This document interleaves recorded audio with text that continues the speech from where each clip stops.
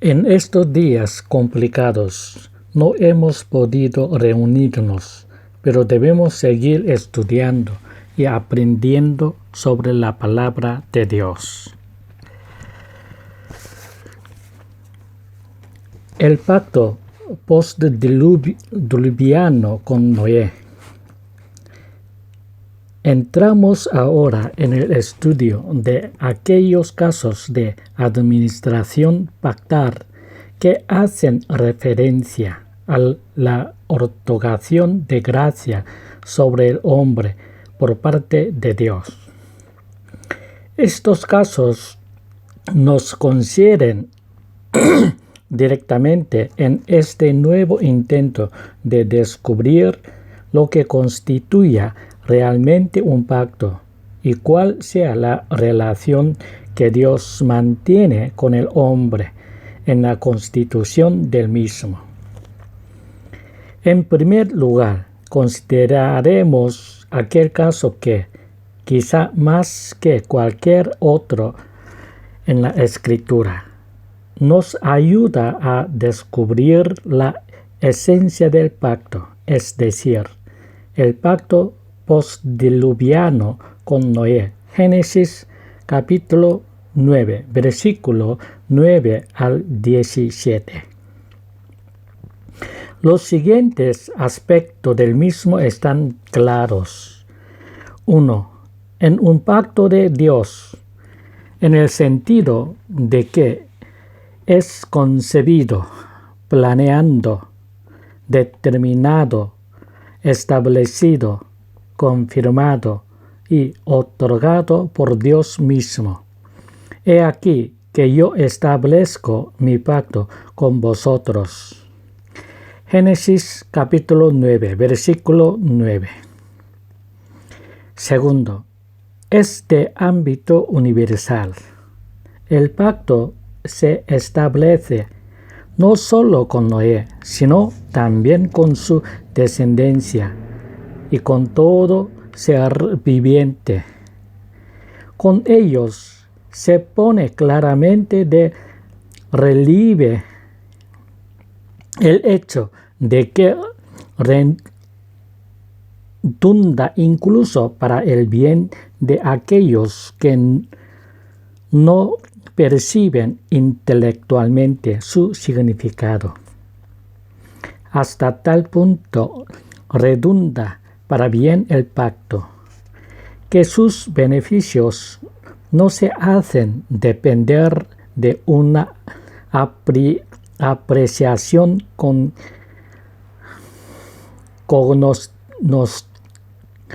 cognoscitiva del mismo ni de sus favores.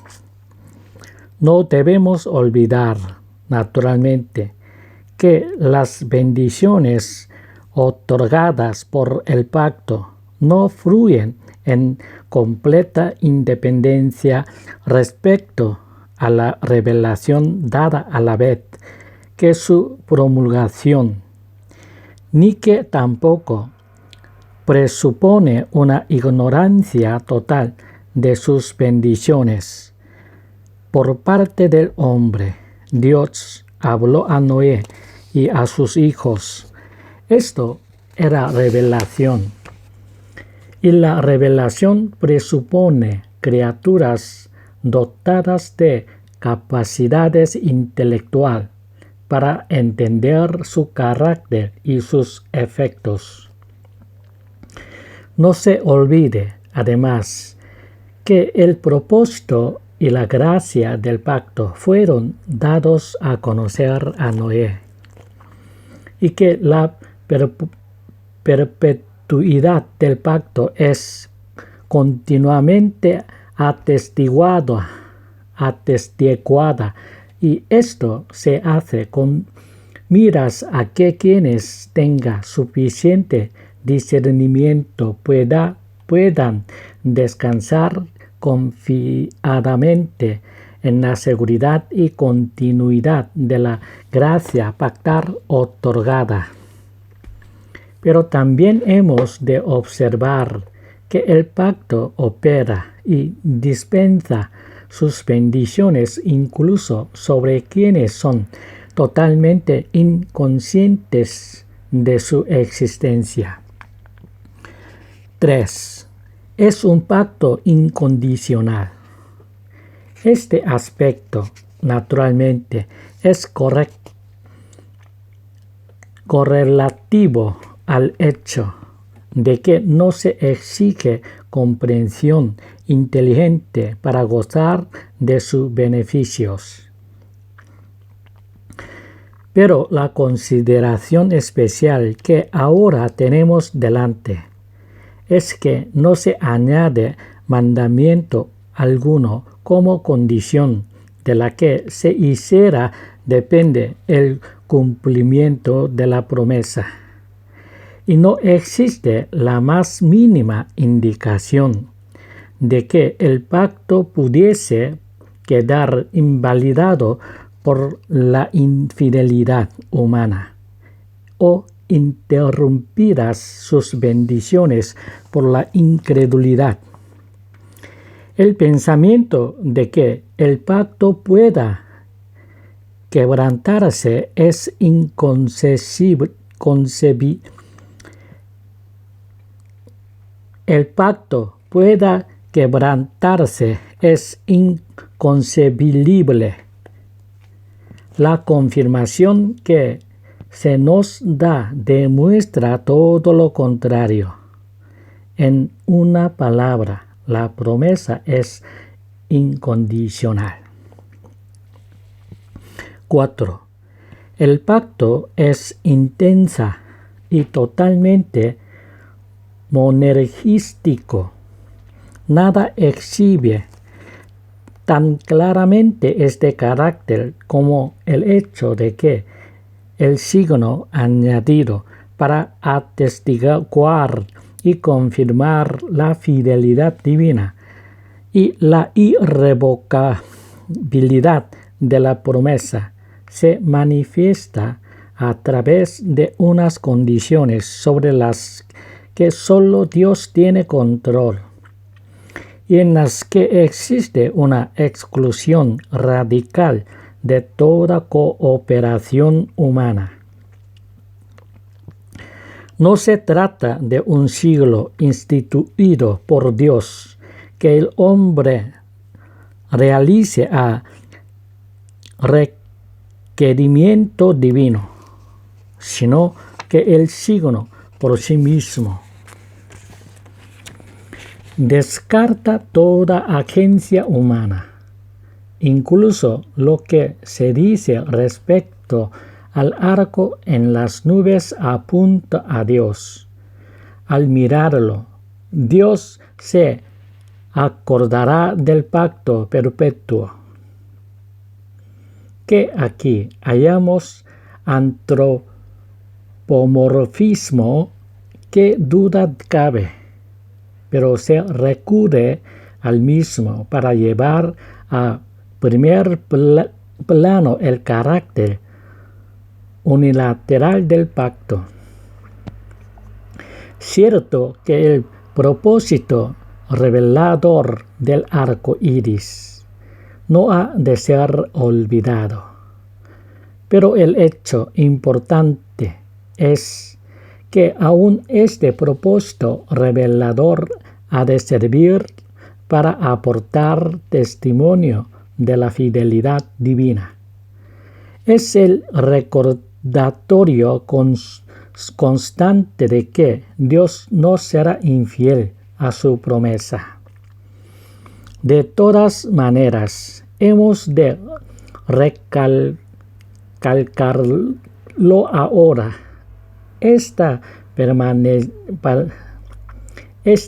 permanencia del pacto depende solo de la fidelidad divina, o, en términos antropomórficos, depende solamente de la memoria divina. Y si somos incapaces de interpretar correctamente el signo y lo consideramos sencillamente como un fenómeno natural sin referencia alguna a su significación pactar. No por eso llegaremos a abrogar o anular la memoria divina y la perpetuidad de la fidelidad de Dios. Estará el arco en las nubes y lo veré, y me acordaré del pacto perpetuo entre Dios y toda ser viviente, con toda carne que hay sobre la tierra. Génesis capítulo 9, versículo 16. Es un pacto eterno. Ninguna carne será exterminada con aguas de diluvio.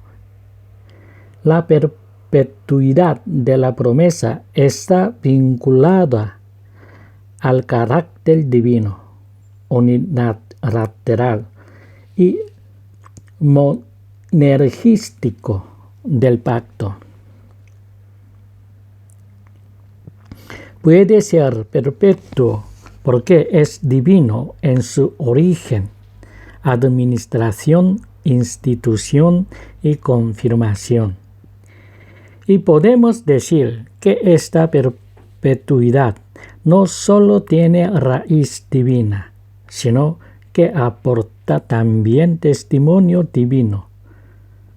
La perpetuidad y la divinidad se complementan y muestran mutua dependencia.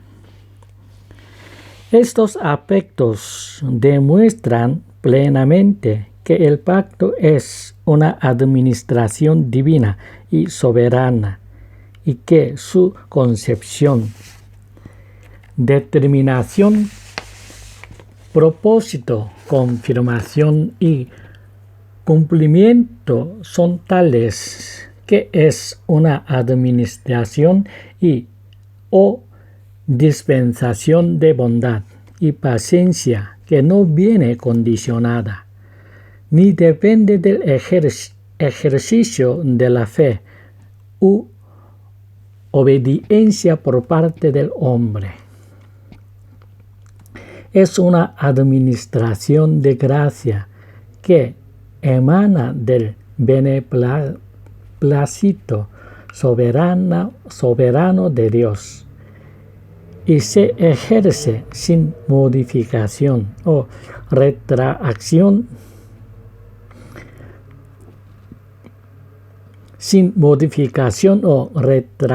alguna de sus beneficios, por la inmutable promesa y fidelidad de Dios. Está muy claro que en este pacto no se parte para nada de la idea de convenio, contrato o acuerdo, ni en su origen, constitución y operación, ni tampoco en su resultado. Incluye este pacto la noción de contrato. Su cumplimiento o continuación, aun en lo más insignificante, no se hace depender de la obligación o apreciación por parte de sus beneficiarios. Sin embargo, se trata de un pacto hecho con el hombre, con Noé y sus hijos, y con toda su descendencia para siempre. Es un pacto de sello tan divino que no puede ser superado por ningún otro. Pero aún así tiene al hombre en la espera de su operación, y tan ciertamente como cualquier otra alianza. Aquí tenemos el pacto, en la pureza de su concepción, como una dispensación de gracia al hombre, y totalmente divino en su origen, cumplimiento y confirmación. La pregunta que debemos hacernos ahora inevitablemente es esta. ¿Podemos considerar que el pacto postdiluviano con Noé posee las características esenciales de los pactos divinos establecidos con el hombre? No hay nada en el mismo que impida que lo usemos como norma para establecer la relación pactar entre Dios y el hombre en su más alta expresión.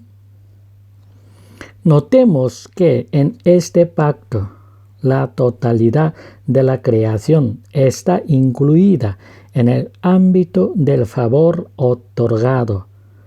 De ahí que se objeto y se diga que la relación con el hombre implícita en este pacto haya de considerarse sobre el mismo plano que aquella que existe con la creación irracional, y que a causa de ello tal pacto no poseería las características peculiares de los que conciernen específicamente al hombre.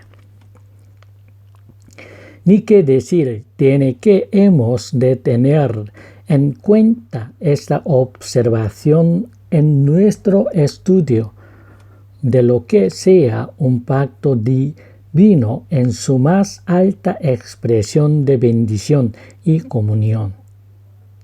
Pero aún así, estaría injustificado prescindir por completo de la línea de pensamiento que nos brinda este pacto.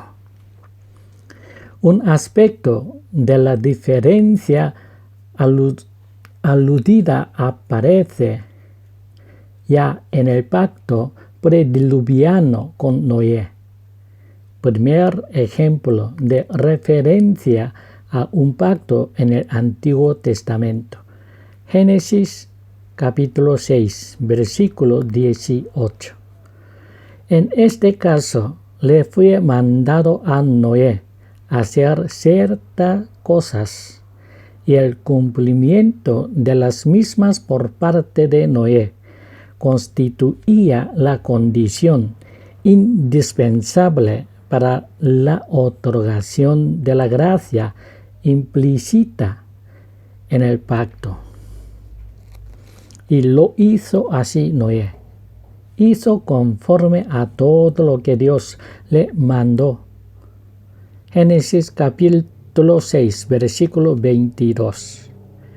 Pero aún en este caso, en que la obediencia a ciertos mandamientos viene a ser el medio a través del cual se actualiza y disfruta la gracia del pacto, hemos de notar también el hecho de que en otros aspectos este pacto exhibe tan claramente como el pacto postdiluviano con Noé las características de ser divino en su iniciación, determinación, establecimiento y confirmación. La idea de convenio o acuerdo es a todas luces tan ajena a este pacto como en el caso del postdiluviano.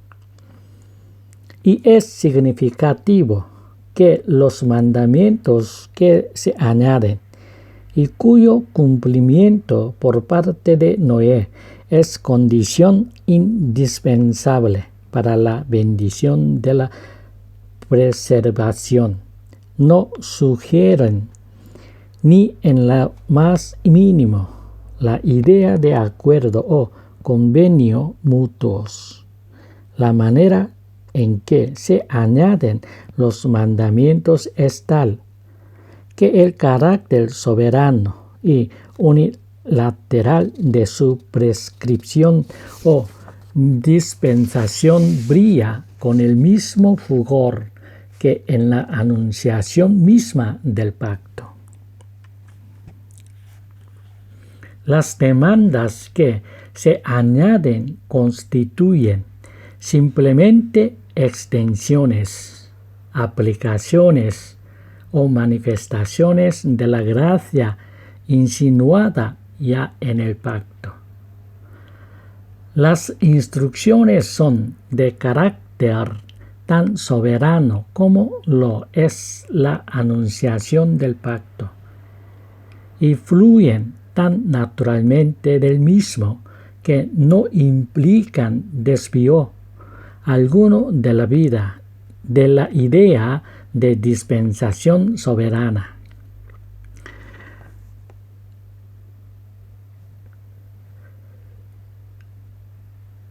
Podríamos quizá considerar a Noé como colaborador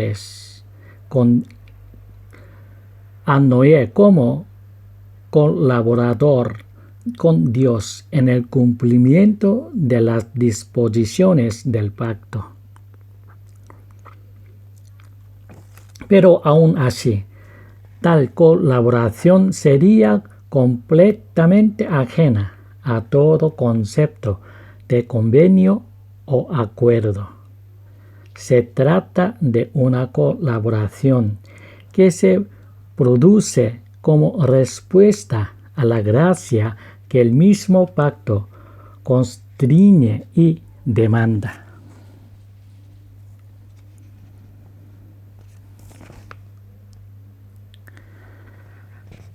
Vamos a dejarlo aquí por hoy. Seguiremos la próxima semana. Espero que tengáis una semana llena de comunión con Dios. Que Dios os bendiga. Amén.